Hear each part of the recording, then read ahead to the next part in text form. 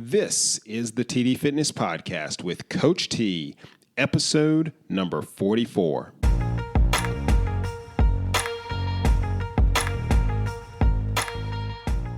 Welcome to the TD Fitness Podcast, giving you ways to live a healthy lifestyle without giving up the things that make life worth living. And now your host, certified health coach and personal trainer, Coach T. Hey guys, welcome back to TD Fitness. This is episode number 44, and it's part 2 of our Healthy Living series, and this one's called A Roadmap for Healthy Living. So, if you recall in the previous episode, I used the road trip or the journey analogy to kind of describe the road that you take, the path that you take to healthy living. We talked about the stages of change model, which kind of tells you where you are, and therefore it can help you determine what's required to continue to move forward. In this episode, I want to go a little bit deeper. I want to go beyond the stages of change because the stages themselves aren't really detailed enough. They describe where you are and they generally tell you how to move to the next stage, but there's a lot more within each stage that is needed to describe what we actually have to do from day to day. So in this episode, I'm going to lay out the mileposts, if you will, along that roadmap. And in the next episode or two, we'll round things off with the exact nutrition and fitness steps and habits that are required for healthy living and long-term results.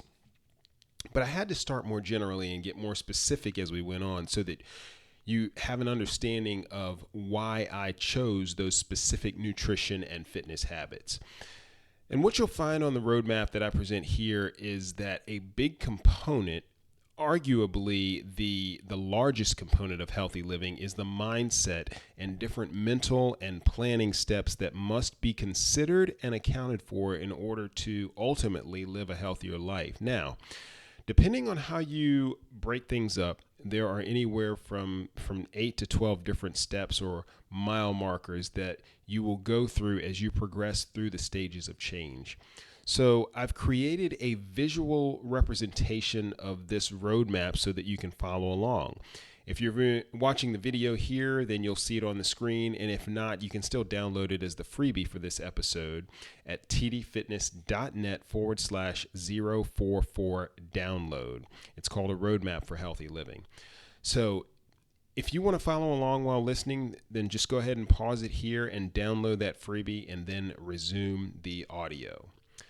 Now, one thing to point out, and I'll hit this again at the end of the episode, but I want you to look at this, think about this as a journey because it is. You don't get there overnight, right? I mean, you go through different stops, different stages, different stops along the way. And there are a lot of paths and different trails that can take you off track. And that is okay because the road to success still exists. And as long as you can jump back on at any point, then you can continue to move forward. So where do we start this thing? Well, I have to go back to the stages of change. And if you recall from the last episode, the first thing you want to do is assess your readiness for change. Because if you're a pre-contemplator, then you're not even on the roadmap yet. You're not in your car. You're not planning for a trip. You're not even thinking that you need to move. Remember, the pre-contemplator says, hey, I'm comfortable where I am, and there is no need to change. They're just unaware that there is a need for a healthy living change. They haven't started that journey yet. Now, if you're a contemplator, though, which is the next stage, if you recall, then you're considering making a change. You're saying, maybe I do need to go somewhere. And this is where our journey begins. This is where mile marker 1 comes in on your healthy living roadmap. And you can see that I've listed a few things by that mile marker: awareness, education, knowledge, and really you begin to understand here. So awareness, you start to realize, yes, I could be healthier. There are some things that I probably need to do here. Education and knowledge. Why do I break these two out? Well, it's because I feel like education, anyone can receive an education, but knowledge is is actually on the receiving end. That's where you begin to comprehend. That's where you begin to understand. And that is where you start to enter the land of preparation. You have traversed the land of contemplation and have now entered the preparation stage.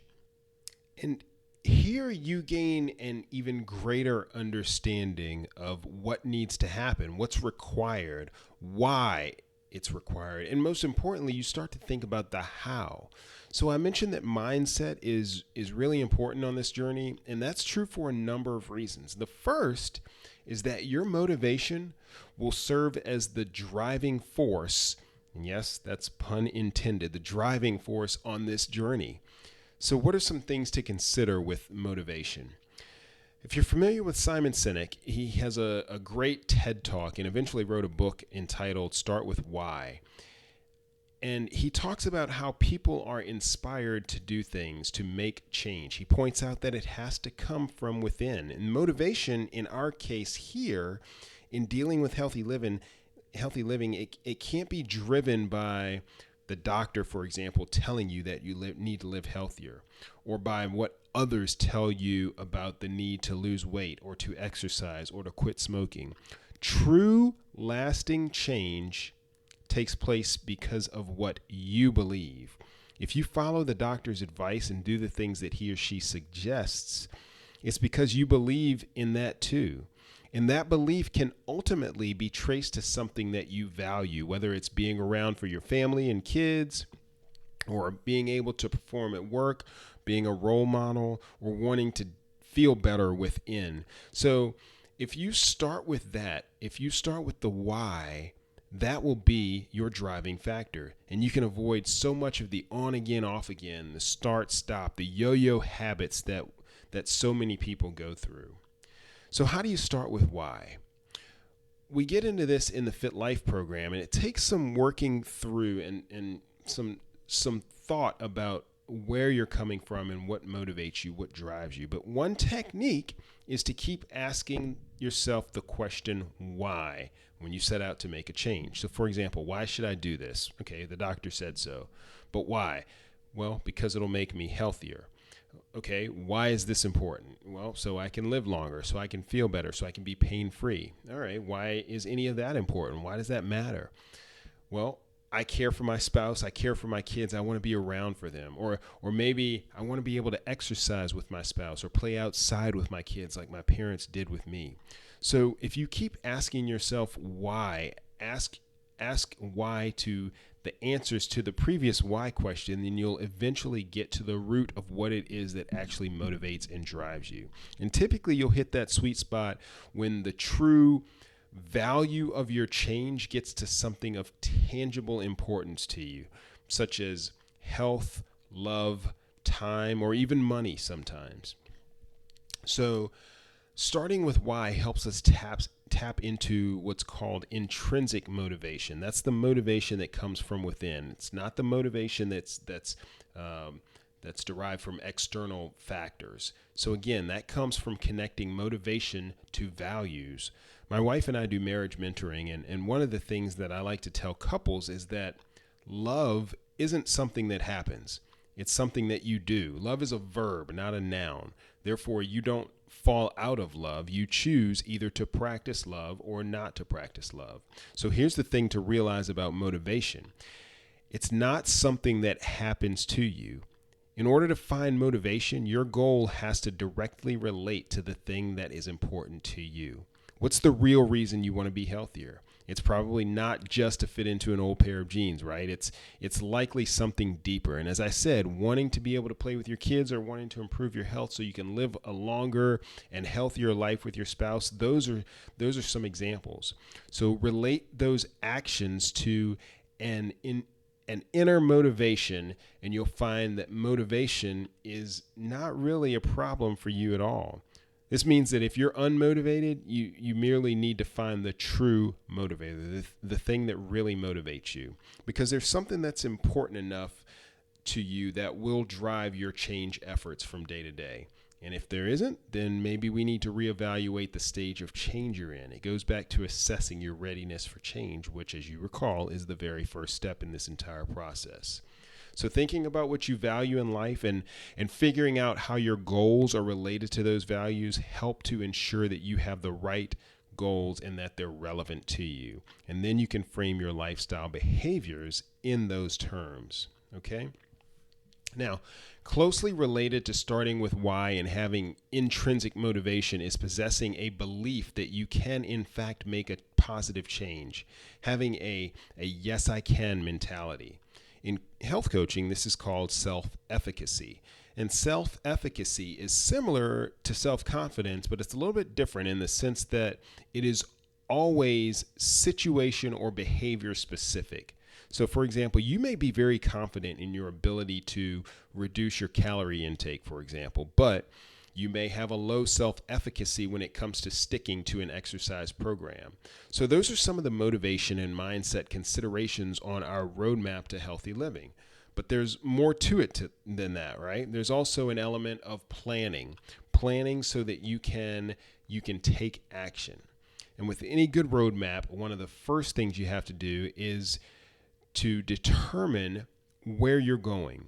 And in our case, this is done by setting goals, but you can't just set any goals. There's a bit of an art and some science to this. So let me hit a few of the basics.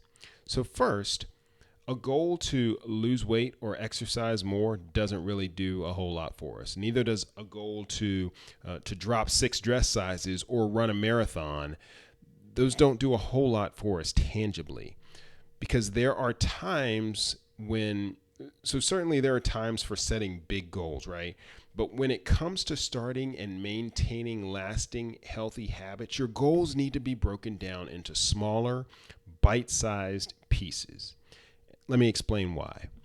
So it takes time to accomplish big goals, right? That's kind of part of the definition of a big goal. And those big goals can serve to demotivate and overwhelm you when achieving those goals doesn't take place before your motivation starts to wane, starts to go away.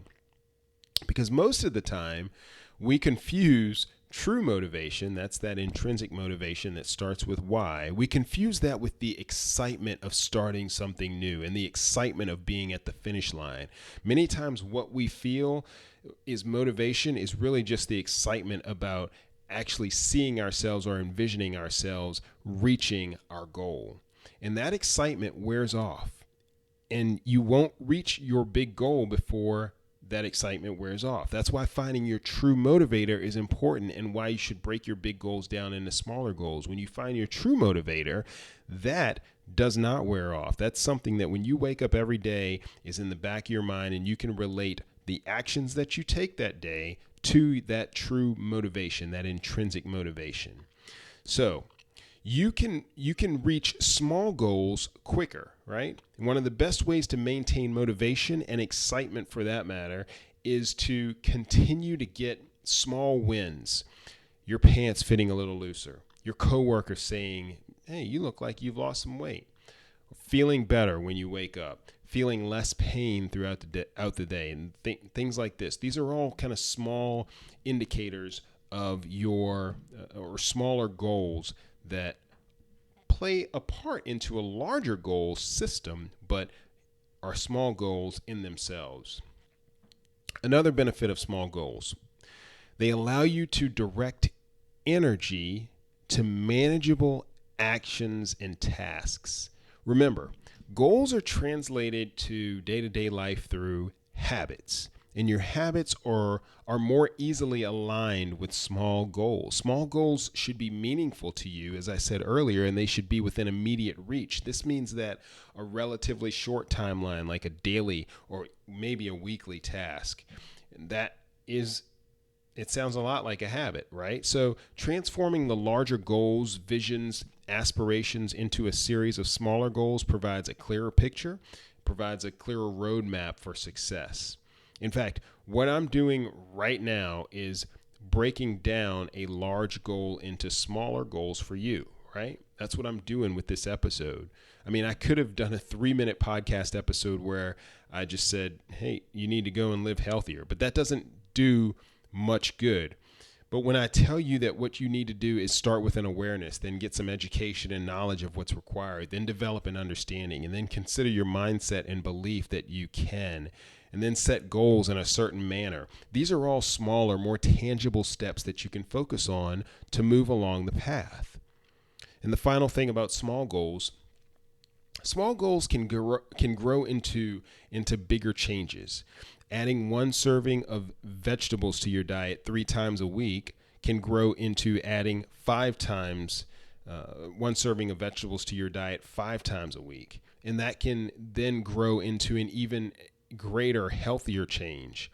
Healthy change leads to a healthier life. And a healthier life means feeling better, moving better, less pain, and better overall health.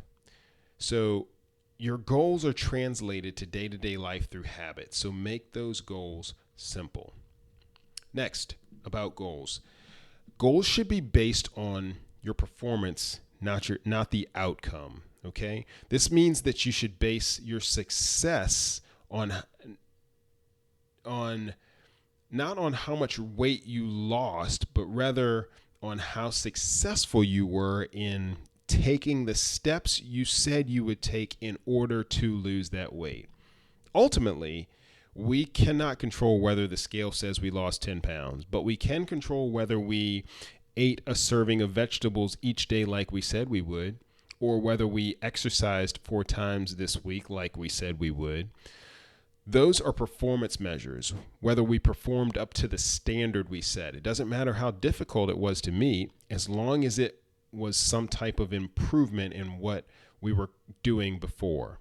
So if you're not getting any exercise, then try walking once a week. That's an improvement. So base your success on your performance. The performance is something that you can control. Don't base it on the outcomes that you really have no control over. Focus on behavior, not outcomes. So next, goals should be SMART. And SMART, as you probably know, is an acronym that stands for specific, measurable, attainable, relevant, and time-bound. So an example of a bad goal, I'm going to lose weight. An example of a good goal, I'm going to add 1 serving of vegetables to my diet on 5 days each week for a month. That's specific, it's measurable, it's attainable, it's relevant, and it's time bound. It's bound by a length of time. Now, once we know where we're going with properly formed goals on our path to success, then we can plan how to get there. Okay?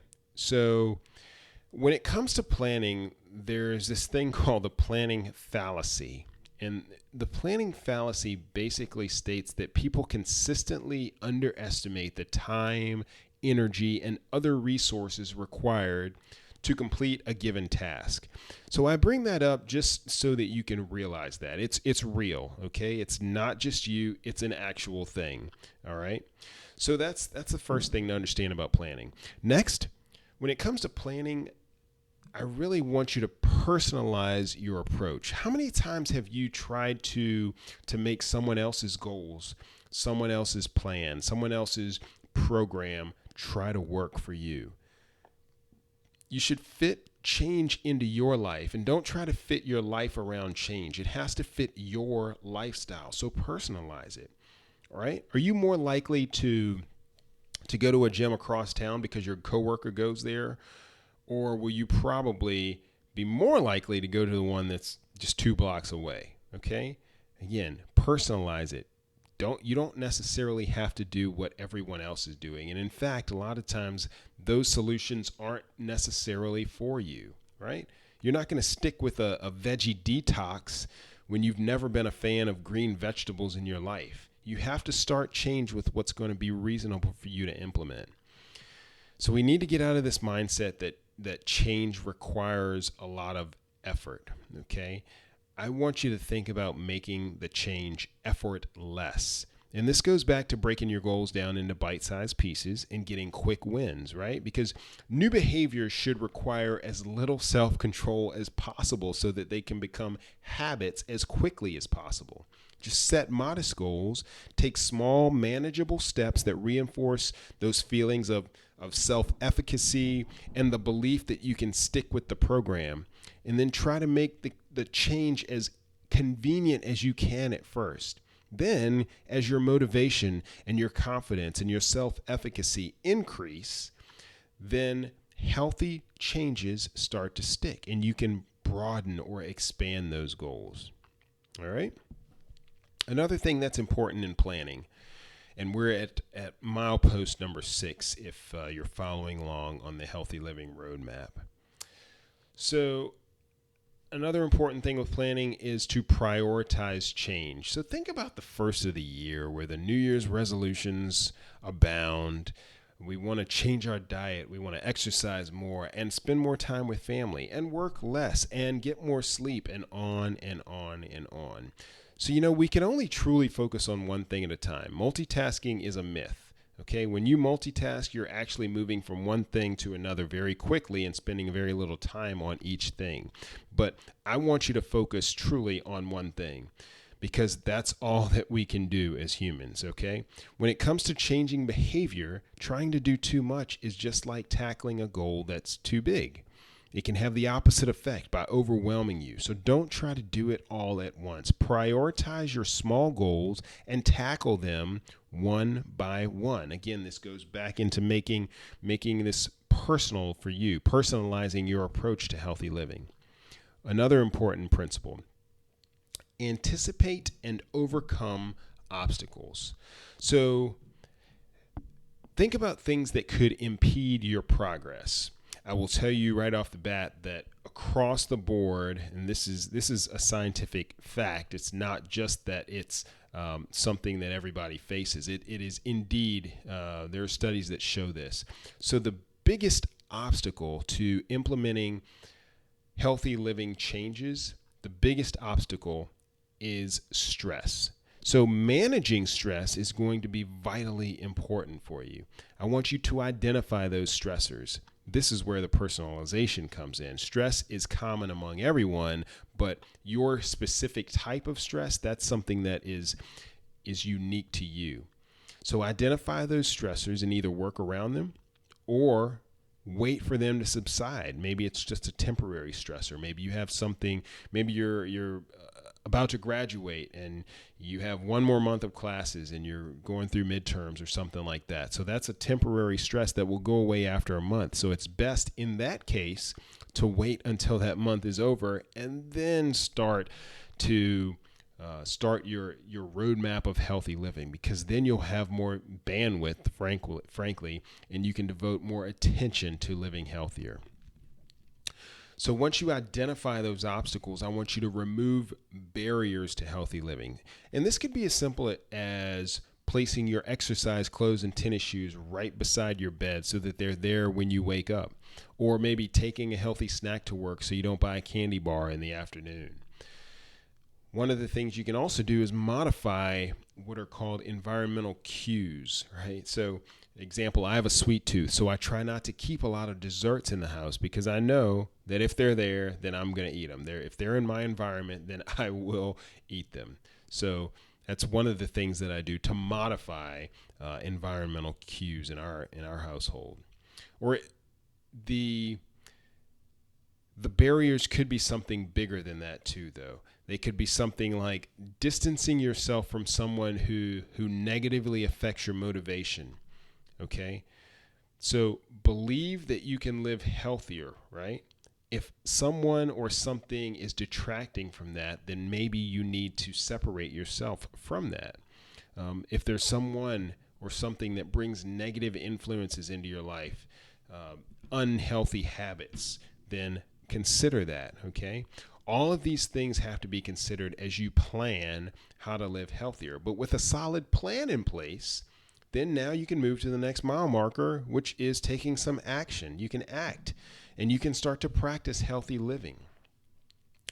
I'll say too that this plan, act, and I'd even throw adjusting in there. I think that that's a three-part circle that just continues round and round. You constantly have to adjust to things that you may not have accounted for, and that's okay. So you plan, then you act, and then you adjust based on what you've learned or experienced through your actions, and then you plan again, and then you act, and then you continue to adjust. It's a circular loop.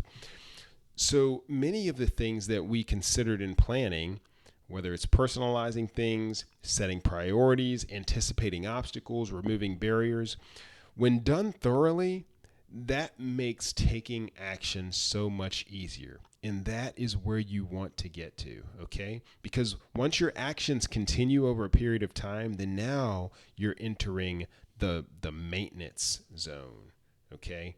That's the maintenance phase, and that's looking at milepost number 8, and that final stage on the stages of change. You're basically on cruise control, man. You've gotten some consistency over time, and this is where, as a health coach, we talk about some of the other things that go into maintaining a healthy lifestyle. Things like operant conditioning, which essentially says that behaviors that are followed by some type of reward are likely to be repeated, and behaviors followed by some type of negative or punishment are less likely to be repeated. So, for example, when we eat, the consequences of feeling guilty for overeating or indulging are going to compete with the enjoyment reward that you may get from the taste or from the nourishment of that food. So it's in these consequences and rewards that we subconsciously weigh in our minds on a constant basis, and that lead us to continue behavior or to stop a behavior. So it's important to understand these things. A lot of the health coaching, I'll go back to one of the things I said earlier, a lot of the journey on this roadmap and these health coaching principles, a lot of it has to do with the mental and mindset. A lot of it is psychological. Okay, I could get into this in so many other different areas when I talk about like the long distance endurance events, for example. I strongly believe that those are so much more mental than they are physical. And the same thing is true here. It's one thing to practice healthy habits, but it's another thing to practice healthy habits consistently, because having the ability to do that consistently is largely a matter of your mindset, motivation, and your ability to maintain that consistency, which is affected by so many of the things that we're talking about here in this episode. Ultimately, right, that's what we want. We want consistency. So it's important to understand these things. Now, when it comes to consistency, there are a few things that can help. One is self-monitoring. Okay, that's basically actions that increase your self-awareness by providing data that you may otherwise be unaware of, or by letting you spot trends that would be hard to recognize otherwise. They help you evaluate your actions and your progress. Self-monitoring mechanisms also help to link the goals that you set and the performance that your performance in trying to reach those goals. So a very simple example is like a written food log or an exercise log, even activity trackers and wearable devices that provide stats on a consistent basis. Those kind of fall into this category. Even weighing yourself on a scale from time to time is a way of self-monitoring. Online food tracking, that's another way of self-monitoring. Now, in addition to self-monitoring, there are other accountability mechanisms that are helpful as well. For example, in the Fit Life program, we use an app for all of our Fit Lifers, so I can help the Fit Lifers stay accountable because they check in with their habits on an app every day. And having someone else track your performance or having an accountability partner also works as well. One thing I always say about consistency, and I know you've heard me say it many times before, be consistent over time, not perfect all the time. We are all busy, right?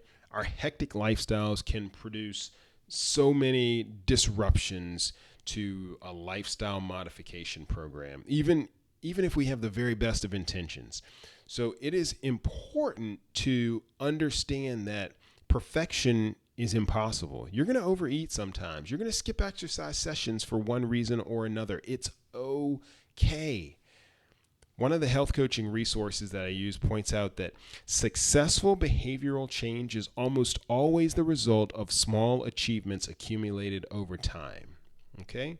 But think about this. The opposite is also true. So if you repeatedly engage in a negative, seemingly small behavior like getting a little less exercise every day, eating a few treats every day, skipping a meal or two every few days, getting less and less sleep, all of these things can have a big impact over time. The habits that you practice lead to change, for better or for worse. So you are in control. Now, there will be setbacks, as I said, right? That's life. Lapses occur. It's normal. Everybody goes through it. And not if it happens, but when it happens, the goal is simply to return to action. As I said at the beginning of this episode, look at this as a journey, because it is. You don't get there overnight. There are things that can and will take you off track, but you can always get back on the road to success and continue to move forward. Now, remember, all of this starts, again, with identifying your readiness for change, okay? In fact, that's the entire point. So if you're a pre-contemplator, I do have something for you, but it's not on this roadmap. It's things like this podcast and the other podcasts on the TD Fitness website, the blog, other website features and social media resources, all of those things that I provide to help with awareness and education, hopefully to move you to the point where you're starting to think about making a change. Obviously, I wouldn't prescribe a 5-day-a-week exercise program to someone who doesn't think exercise is important. And I wouldn't tell you to drink 100 ounces of water a day if you barely got 1 glass per day in now. I think I mentioned that before. So once we identify that you're that you're beyond the pre-contemplation mode, that you're in the contemplation stage or even further along, then we can refine an individualized approach to incorporating and maintaining healthy habits. One of the things that I did not mention, but I think is important here, because this is kind of prevalent throughout the roadmap and along the entire journey, and that is this. It is that free will and your ability to choose and to make decisions about what steps you will take, that is absolutely critical throughout the healthy change process.